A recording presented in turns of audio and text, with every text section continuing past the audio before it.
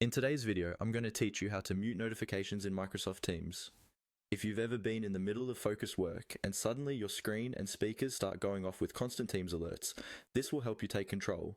By the end of this walkthrough, you'll know exactly where to go and what to click so you can keep using Teams without all the noise. Let's start from the main Microsoft Teams window. Look toward the upper right corner of the screen. You'll see a small icon with 3 vertical dots, often called the More Options or More menu. It can be easy to overlook because it's small and doesn't have text next to it, but this is where many of your personal options are hiding. Go ahead and click on those 3 dots. When you click that, a drop-down menu will appear. From this menu, you're looking for the item labeled Settings. This is where all your personal preferences for Teams are stored, including notifications, devices, and appearance. Move your mouse down the list and click on Settings. This will open a new panel or window, depending on how your Teams is set up.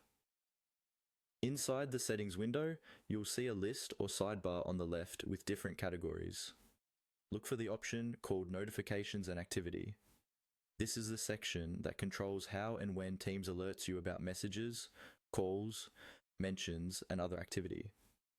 Click on Notifications and Activity to open those options. In this section, you'll find various controls related to sound, banners, and alerts. What you want to do here is locate the toggle that lets you mute or reduce notifications.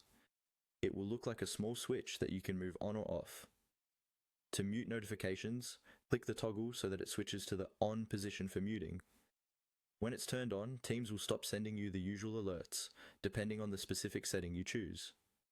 Take a moment to confirm that the toggle has actually changed position and is clearly enabled. This visual confirmation is important so you know the change has been applied.